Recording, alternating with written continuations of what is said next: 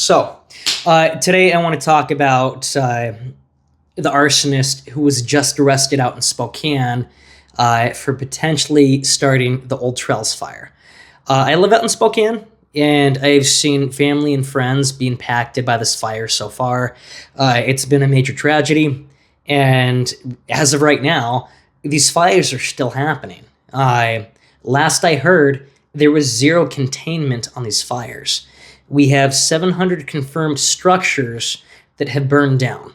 And it's estimated that we now have over 1,000 structures that have burned down, but they haven't had a chance yet to count everything due to safety reasons.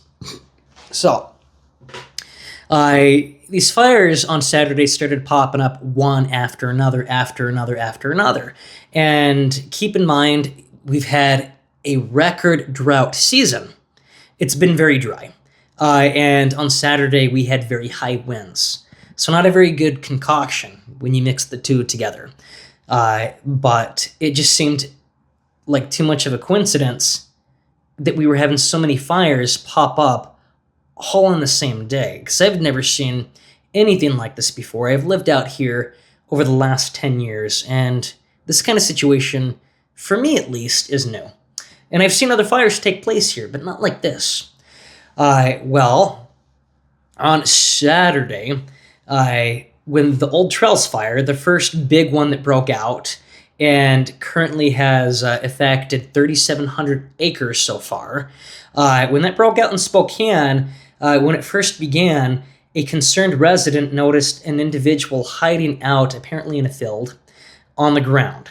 And when the neighbor approached him, the resident realized that this guy had matches and either propane or butane blowtorch with him.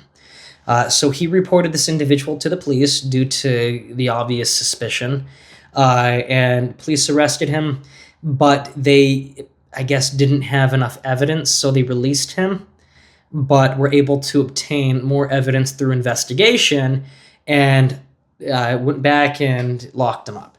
So right now he is set at $1 million bond. And we don't know for sure if this was him. But if the courts are going to place him on $1 million bond for release, it seems very evident they have enough evidence to prove it's him. So we'll see how the process goes.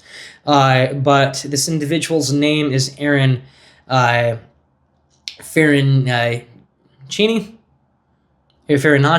I don't know how his name's properly pronounced, but Aaron has a history of crime. Aaron was arrested almost 2 decades ago for shooting and killing his dad. So he has a felony for manslaughter. For some reason, the courts chose to drop down the charge to manslaughter. But his dad had asked him when he was younger to wash the dishes. Well, Aaron apparently took offense to this and shot and killed his dad and shot his mother. So he was locked up for 16 years. This was a part of the plea deal. And in May, he was released. Now, Aaron is the type of individual that should not be released back to the public. This should have been a life sentence for what he did. Killing your father because you were asked to clean the dishes. You're clearly mentally unstable. You clearly should not be out in the public at all.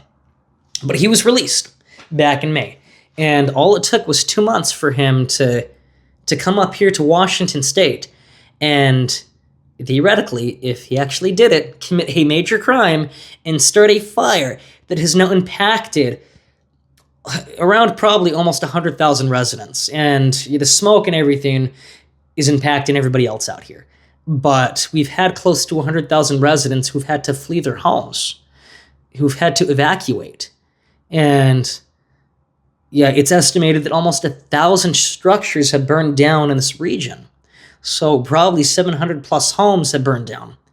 And with the problems with insurance companies, some of these people may never be able to reclaim their home. How do you recover in a situation like this? This one man has negatively impacted so many lives. So I want to talk about accountability and the lack of accountability that we're seeing in this nation right now, especially in democratic states. And, I would claim to be more left-leaning, but I will acknowledge the fact that there's very little accountability.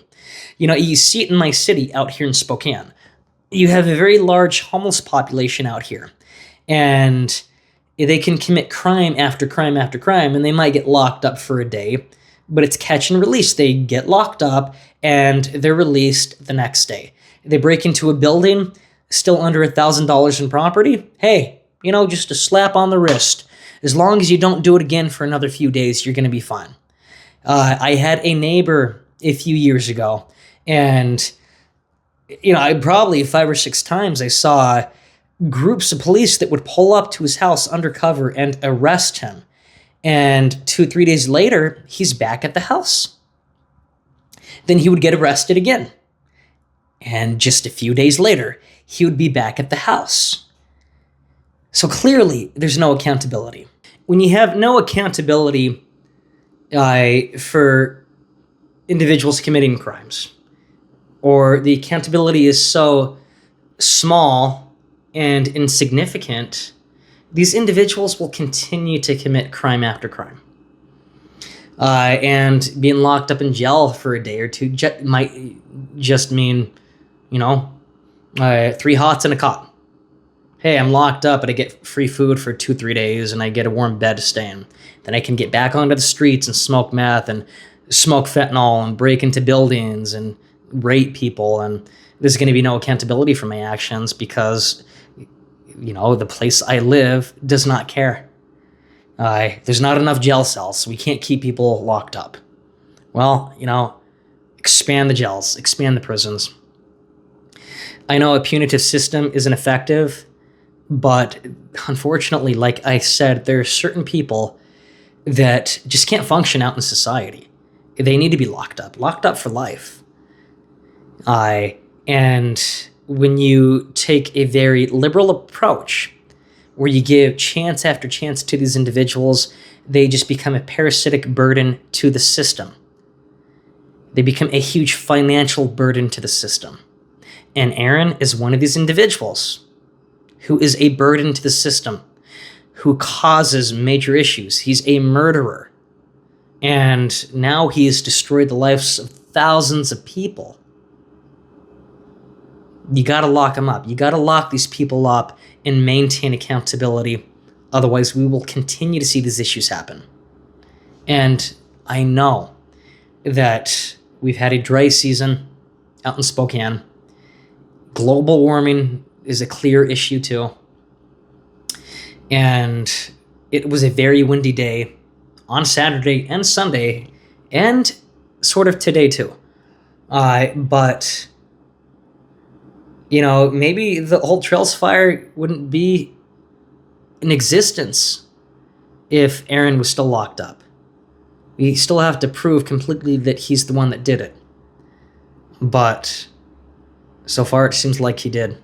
So, I don't know. You guys let me know what you think about this whole situation and accountability. Do you think he should be locked up for life? Or do you think that's too harsh? Do you think that states like Washington should revamp their legal system so there's more accountability? Please let me know down in the comment section.